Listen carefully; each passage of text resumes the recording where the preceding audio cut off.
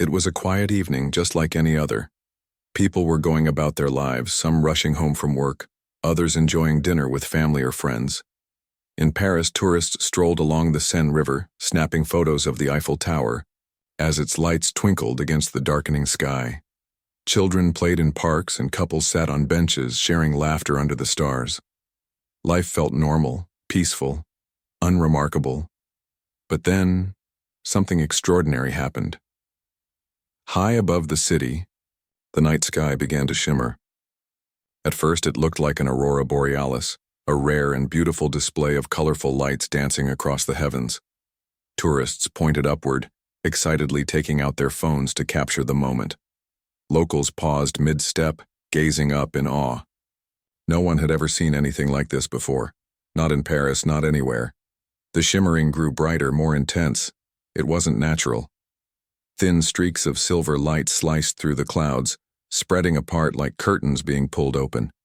And behind those parting clouds, something enormous loomed in the sky. Massive shapes hovered silently, blocking out the stars. They weren't airplanes or satellites, they were ships. Gigantic otherworldly vessels that seemed to defy logic and physics. Each one was bigger than skyscrapers, their sleek metallic surfaces gleaming ominously in the moonlight. Panic spread quickly. People screamed, dropping their cameras and running in every direction. Cars screeched to a halt as drivers abandoned their vehicles to get a closer look, or to flee. Within minutes, news outlets around the world picked up the story. Social media exploded with videos and images of the mysterious fleet. Everyone wanted answers. Who were they? Where did they come from? What did they want? Governments scrambled to respond. Military jets took off from bases across Europe, circling the alien ships cautiously. Scientists gathered data, trying to understand how such massive objects could appear without warning. Religious leaders prayed for guidance, while conspiracy theorists claimed this day had been predicted for centuries. The entire planet held its breath, waiting for what seemed inevitable, an invasion. For hours, nothing happened. The alien ships remained motionless, suspended high above Earth's atmosphere. Their silence was eerie, almost mocking. Humanity braced itself for destruction, expecting laser beams or missiles to rain down at any moment. But instead of attacking, the fleet hesitated. Its movements became erratic, almost nervous. And then came the twist no one saw coming. From beyond, the alien armada, another group of ships emerged. These weren't like the cold, menacing warships already in orbit. These vessels glowed with a soft golden light, their designs intricate and elegant, resembling ancient celestial symbols. They moved gracefully, effortlessly, dwarfing even the largest alien cruisers. As they positioned themselves between the invaders and Earth, a voice echoed across all communication channels, calm, steady, and commanding. "You have entered protected territory," the voice said, speaking in perfect English but carrying an authority that transcended language barriers. "Leave now." The aliens froze. For beings who prided themselves on conquest and domination, fear was a foreign emotion. Yet there it was, plain as day. Their weapon systems powered down, and their once confident posture faltered.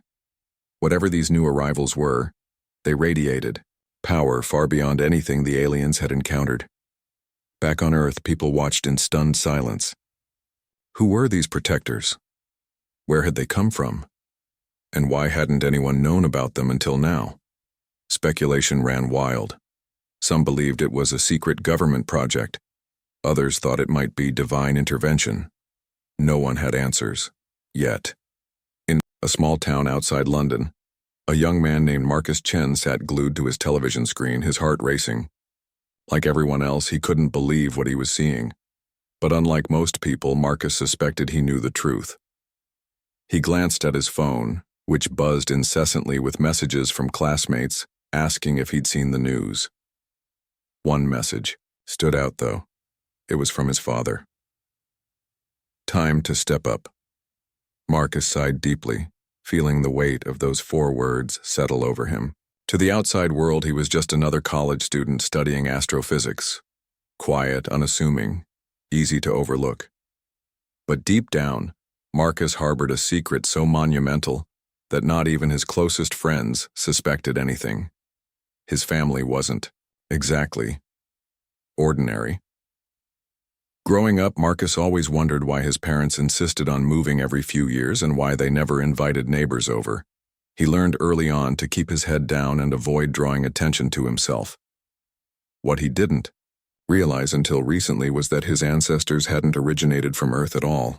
They were part of an advanced civilization that had settled here millennia ago, blending seamlessly with human society, while secretly safeguarding the planet from potential threats. The golden ships? Those belonged to his lineage, a last line of defense against galactic invaders. As the world continued to grapple with shock and confusion, Marcus knew his life was about to change forever. The protectors weren't just defending Earth, they were protecting him. And soon he would have to face the reality of who he truly was.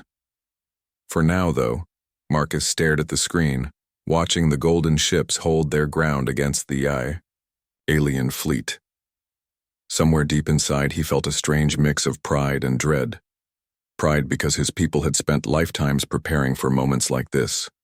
Dread because he knew the hardest part was yet to come. The next morning, the world woke up to a reality it could barely comprehend. News anchors spoke in hushed tones about the alien fleet still hovering ominously above Earth's atmosphere. The golden ships had not moved either. They remained steadfast, their glowing forms casting an eerie light across the horizon. Social media was flooded with theories, questions, and fears. People demanded answers, but government seemed just as clueless as everyone else. No one knew who or what had saved humanity from certain doom. In the small town outside London, Marcus Chen tried to act normal. He went through his usual routine, making breakfast, brushing his teeth, packing his bag for class. But inside, his mind raced. His father's text echoed in his head. Time to step up. What did that mean? Was he supposed to do something? Say something?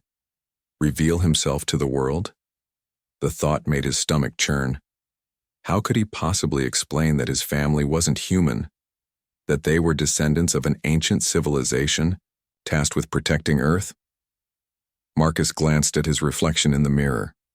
To the outside world, he looked like any other 21-year-old college student. Brown hair, average height, glasses perched on his nose. Nothing about him stood out. And that was exactly how his family wanted it.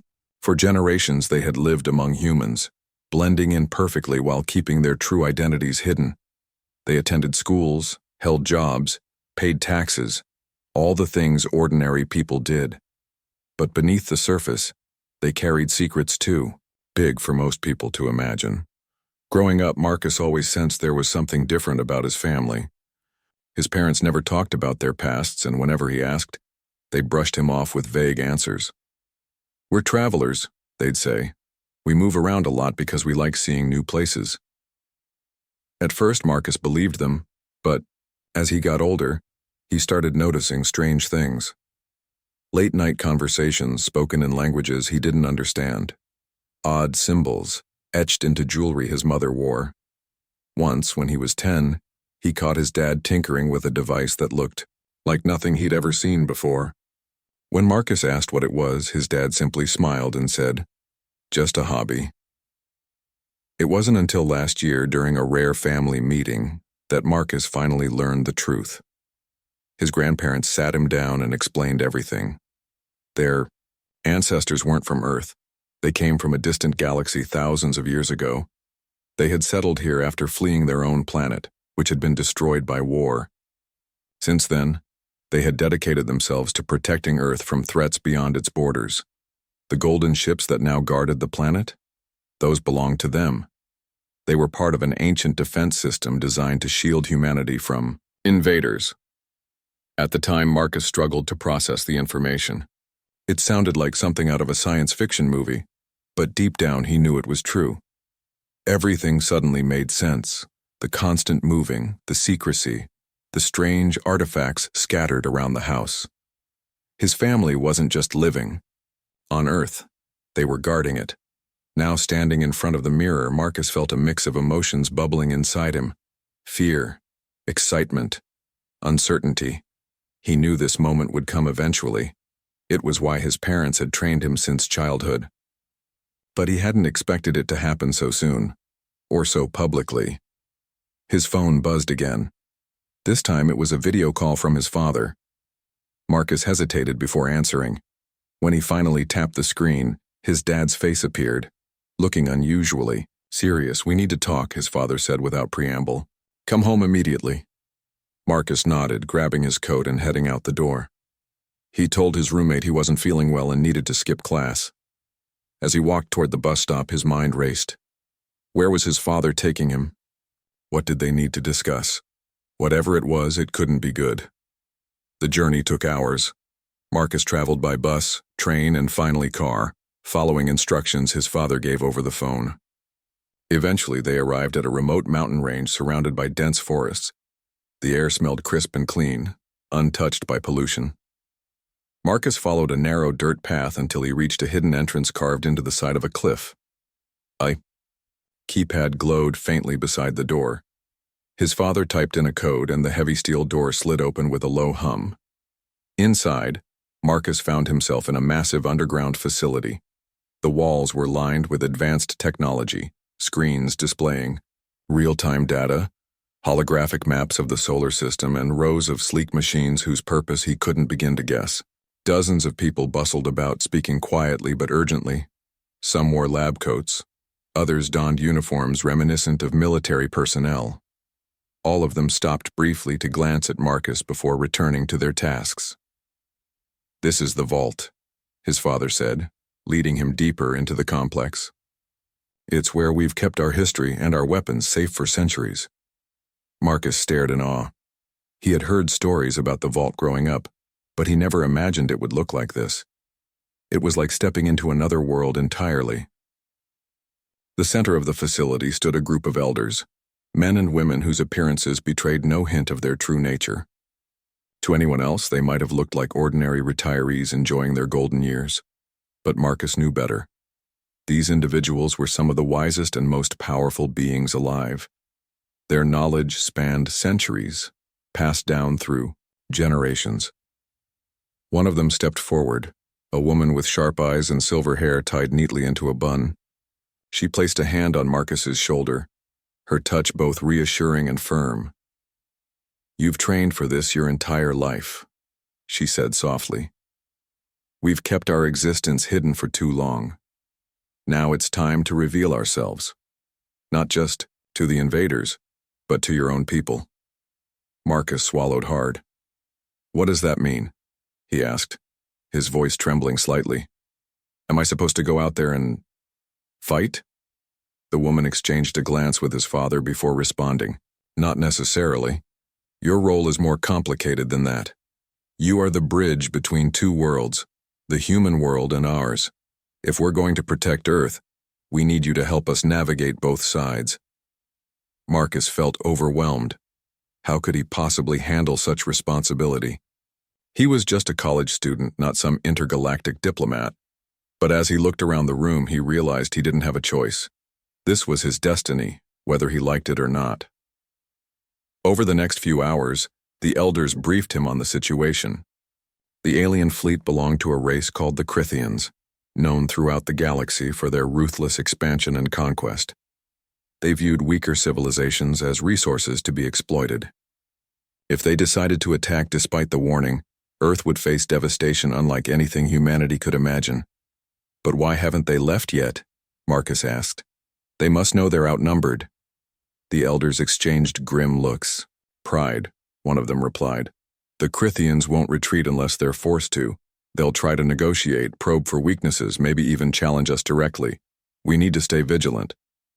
Marcus nodded, absorbing the information. Deep down, he knew the hardest part was yet to come. Revealing himself to the world wouldn't be easy. Neither would convincing humanity to trust him or his kind. But as he stood there, surrounded by his family and their centuries-old legacy, he felt a flicker of determination ignite within him. If anyone could unite two worlds, it was him. The days that followed were a blur of activity. Marcus spent most of his time in the vault, learning everything he could about the Crythians and their fleet. The elders drilled him relentlessly, teaching him strategies for communication, negotiation, and, if it came to it, combat. They showed him holographic simulations of past encounters with alien races, emphasizing the importance of staying calm under pressure. Fear is natural, one elder told him, but letting it control you will only make things worse. Despite their guidance, Marcus couldn't shake the feeling of unease gnawing at him. He wasn't just preparing to face an alien race, he was stepping into a role far bigger than himself. For centuries, his family had operated in secrecy, protecting Earth without drawing attention to their existence. Now all of that was about to change. Revealing themselves to humanity and to the Crythians meant risking everything. What if people rejected them? What if the Crythians saw this as a sign of weakness? Still, Marcus tried to focus on the task at hand. Every hour counted. The Crythian fleet hadn't budged from its position in orbit, though their behavior suggested they were planning something. Their ships moved sporadically, scanning Earth's surface and probing for vulnerabilities. Occasionally, smaller vessels would detach from the main fleet, descending closer to the atmosphere before retreating again. It was clear they weren't ready to leave. Not yet. Back on Earth, governments continued to scramble for answers. Emergency. Meetings convened in secret, with world leaders debating how to respond to the crisis. Some argued for launching a preemptive strike against the invaders, while others urged caution, fearing retaliation. Meanwhile, the public remained divided. Conspiracy theories multiplied and protests erupted in cities worldwide. People demanded transparency, but no one seemed willing or able to provide it. Amid the chaos, Marcus realized the weight of his responsibility. His family had chosen him to act as the liaison between humans and their protectors. If he failed, the consequences could be catastrophic. The thought terrified him, but it also fueled his determination. He couldn't let fear hold him back, not when so much was at stake. One evening, as Marcus sat reviewing data in the vault's command center, his father approached him. "It's time," he said simply, placing a hand on Marcus's shoulder. "They're ready to negotiate." Marcus looked up, startled. "Negotiate with who?" "The Crythians have sent emissaries. They want to speak with Earth's leaders directly." Marcus frowned. "But they don't know we exist. How are we supposed to explain ourselves without revealing too much?" His father sighed. "That's why you're going. You'll represent us, not just to the Crythians, but to humanity. We'll guide you every step of the way, but ultimately, the decision rests with you." Marcus felt his stomach tighten. This was happening faster than he'd anticipated. He hadn't even had time to fully process what was expected of him, let alone prepare for direct contact with an alien species. But there was no turning back now. The meeting took place aboard a neutral platform floating in space, a massive, transparent dome designed to facilitate peaceful discussions. Representatives from several countries gathered inside, flanked by military personnel and scientists. Cameras broadcast the event live to millions of viewers worldwide. Outside the dome, the golden ships hovered protectively, their presence a silent reminder of the power backing Earth's delegation. When the Crythian emissaries arrived, they did not disappoint in terms of intimidation. Towering over the humans, their bodies encased in sleek black armor, they exuded an aura of superiority. Glowing red eyes scanned the room, taking in every detail. Their voices, transmitted through translators, were cold and mechanical. "We seek clarification," one of them began, addressing the human representatives. "You claim ownership of advanced technology capable of repelling our forces, yet your species lacks the capability to produce such advancements. Explain yourselves." The human delegates exchanged nervous glances. None of them knew how to respond. That's when Marcus stepped forward. "I can answer that," he said, his voice steady despite the adrenaline coursing through him. To everyone's surprise, including his own, he began speaking in flawless Crythian, a language he'd been taught since childhood. "These ships belong to my people. We have safeguarded this planet for millennia, ensuring its survival against threats like yours. The Crithians froze, clearly taken aback. For a moment, silence filled the room. Then one of them spoke again. Your kind has never been documented in our archives. Are you claiming to be native to this primitive world? Marcus shook his head.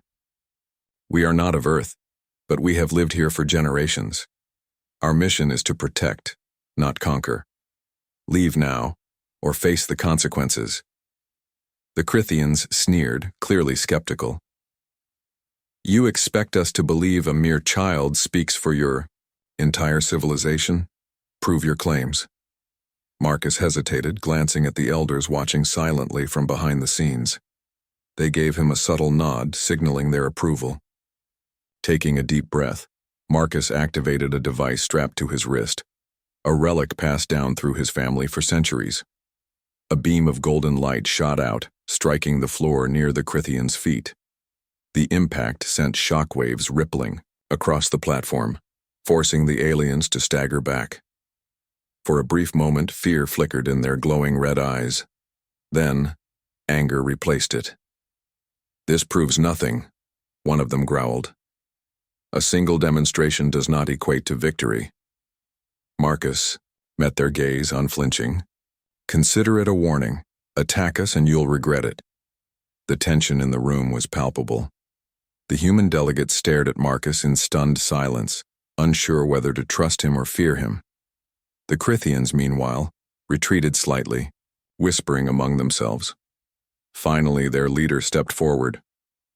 Very well, he said, his tone icy.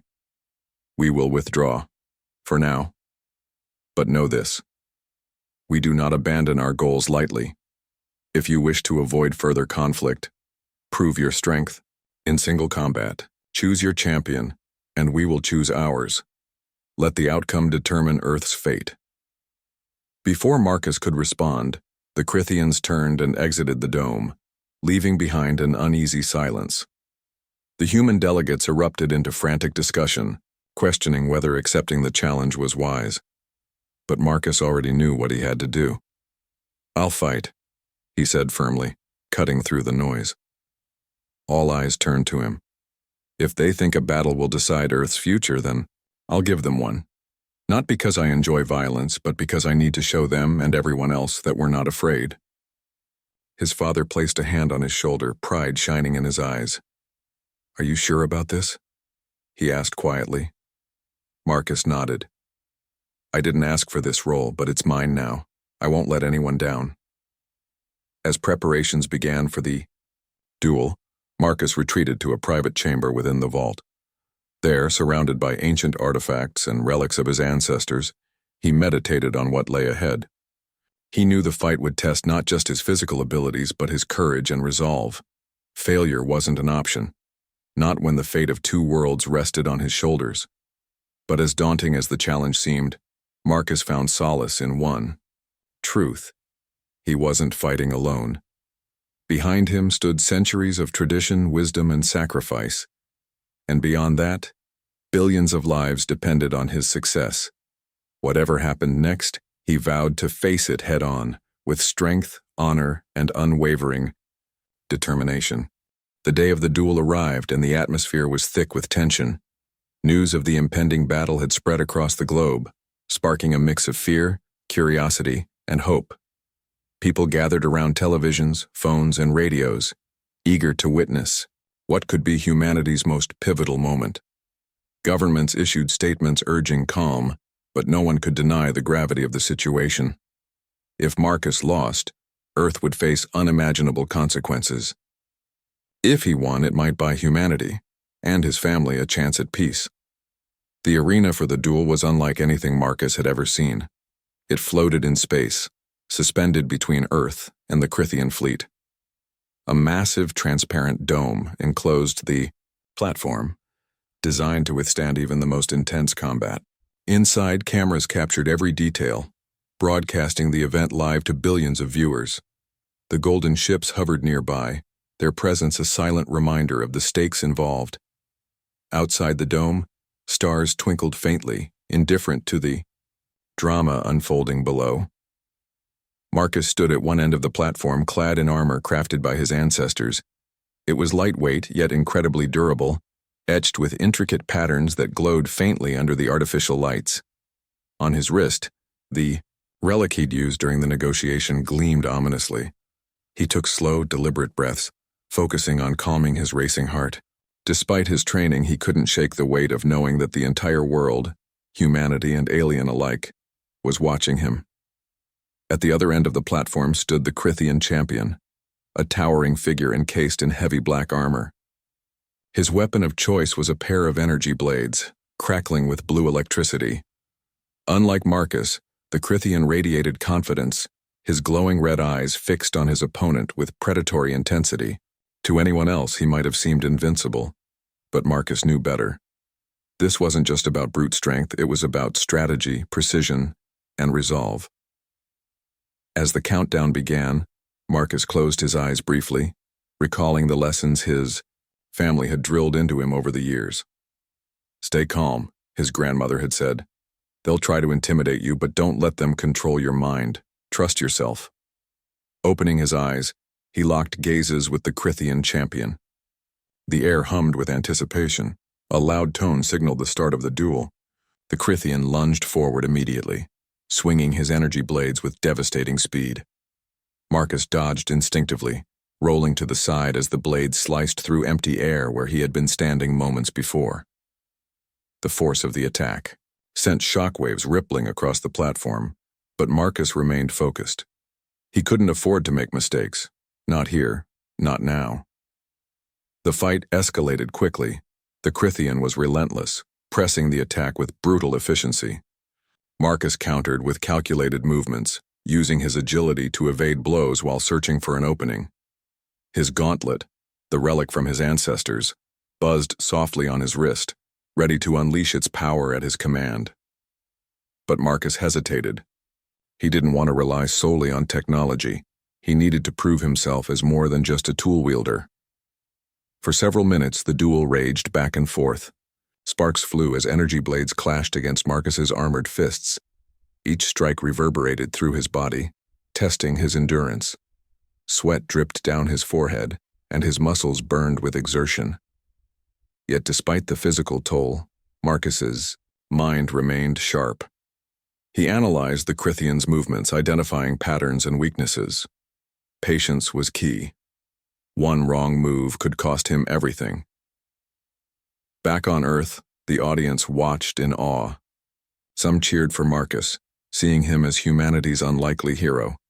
Others whispered prayers, hoping for a miracle. Even the elders in the vault held their breath, silently urging Marcus to persevere. They had faith in him, but they also knew how unpredictable combat could be.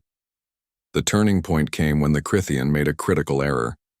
Overconfident in his strength, he charged forward recklessly, leaving himself exposed.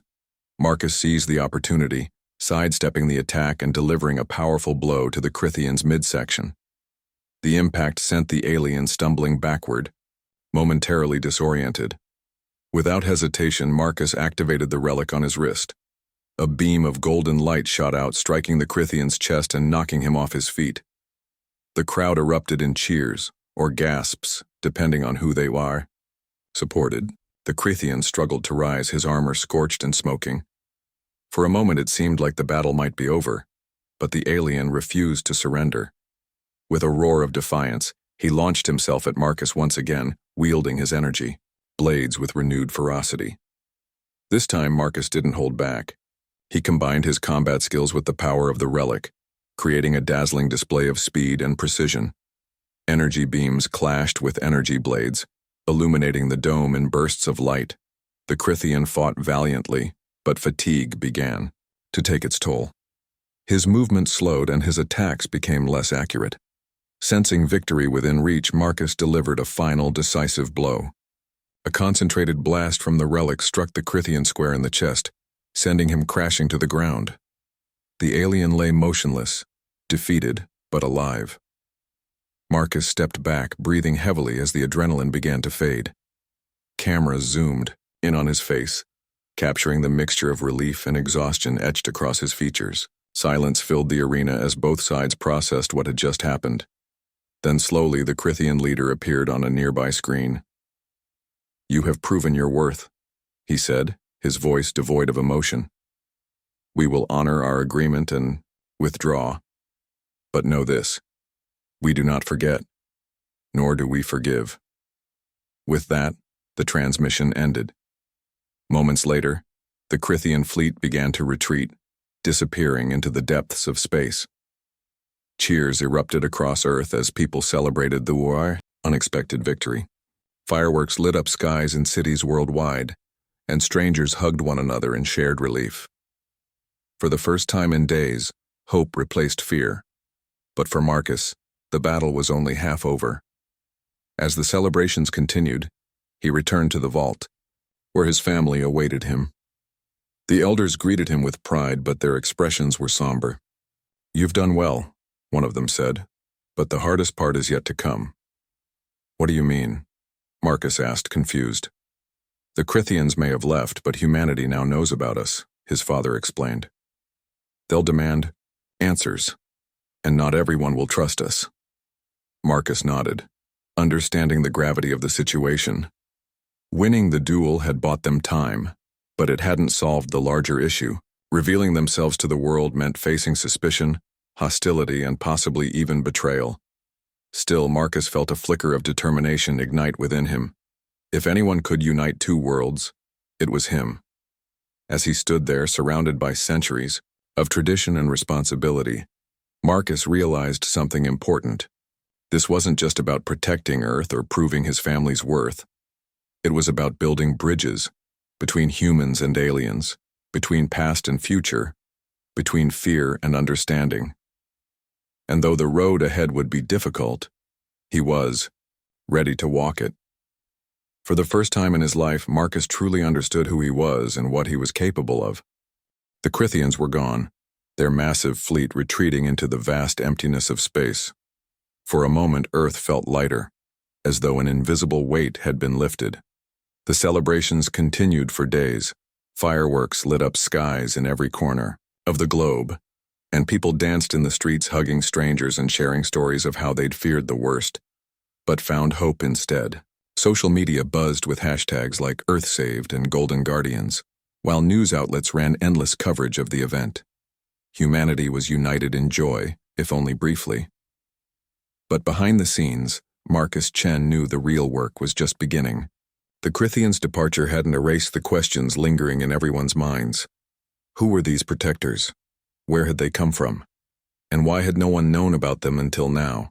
The golden ships that had saved Earth still hovered silently above the planet, their presence both reassuring and unsettling. People wanted answers, and Marcus knew it was his responsibility to provide them. Back in the vault, the elders gathered around him, their expressions grave despite the victory. "You've done what we trained you for," one of them said, placing a hand on his shoulder. "But now comes the hardest part, revealing ourselves to humanity." Marcus nodded, feeling the weight of those words settle over him. He understood the risks. Revealing their existence meant exposing centuries of secrets, not just to governments and scientists, but to ordinary people. Some would welcome them as saviors. Others might see them as invaders themselves. Trust was fragile, especially in times of crisis. And yet, Marcus knew there was no turning back. Humanity deserved the truth, no matter how complicated it might. The announcement came 2 days later. Through carefully orchestrated broadcasts, Marcus addressed the world alongside his family and the elders. Standing before cameras in the vault's command center, he explained everything: their origins, their mission, and their centuries-long commitment to protecting Earth. The golden ships, he revealed, were part of an ancient defense system created by his ancestors, designed to shield humanity from threats beyond its borders. "We are not your enemies," Marcus said, his voice steady despite the enormity of the moment. "We have lived among you for thousands of years, blending into your societies while safeguarding this planet. Our goal has always been to protect, not to conquer. What you saw in the sky was not just technology, it was our legacy." The reaction was mixed, as expected. Some embraced the revelation with gratitude, calling Marcus and his kind heroes. Others were skeptical, demanding proof and questioning their motives. Conspiracy theories multiplied, with some accusing them of staging the entire event for personal gain. Governments convened emergency meetings trying to decide how to respond. Religious leaders debated whether this revelation aligned with their beliefs. It was chaos, but also an opportunity.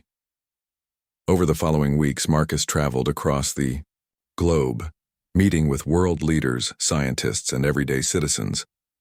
He answered questions patiently, explaining the history of his people and their role in shaping Earth's destiny. He showed them artifacts from the vault, ancient relics that predated recorded human history, and shared stories passed down through generations. Slowly but surely, trust began to build. One of the most pivotal moments came during a live interview with a prominent journalist. When asked why they had kept their existence hidden for so long, Marcus paused, choosing his words carefully. "Imagine finding out that beings more advanced than you have been living among you all along," he said. "Would you feel safe?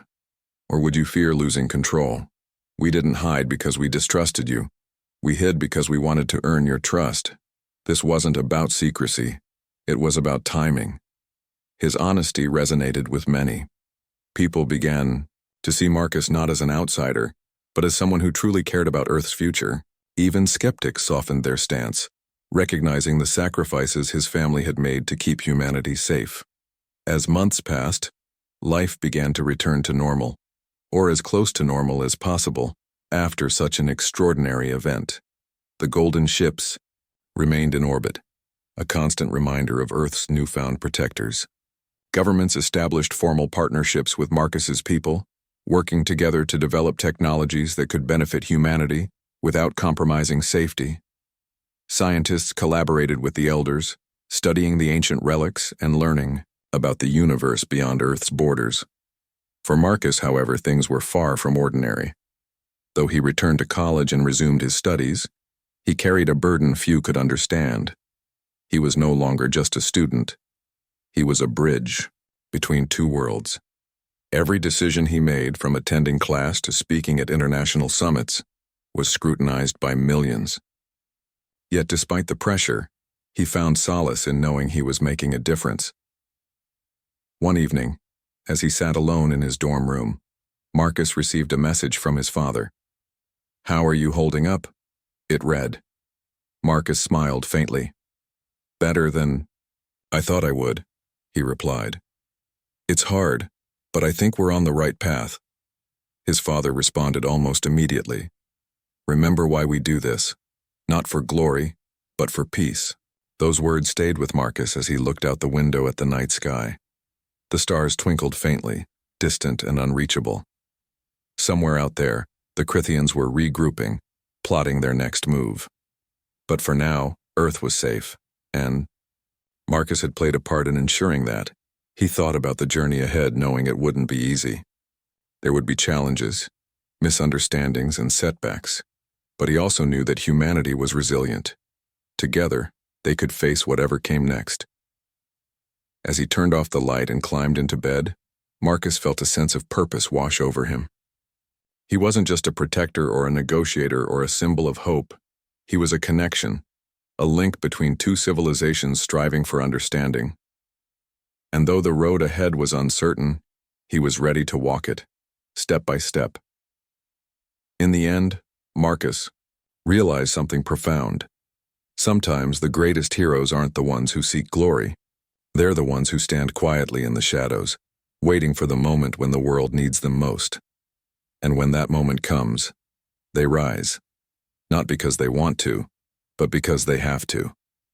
For Marcus Chen, that moment had arrived, and he wouldn't trade it for anything.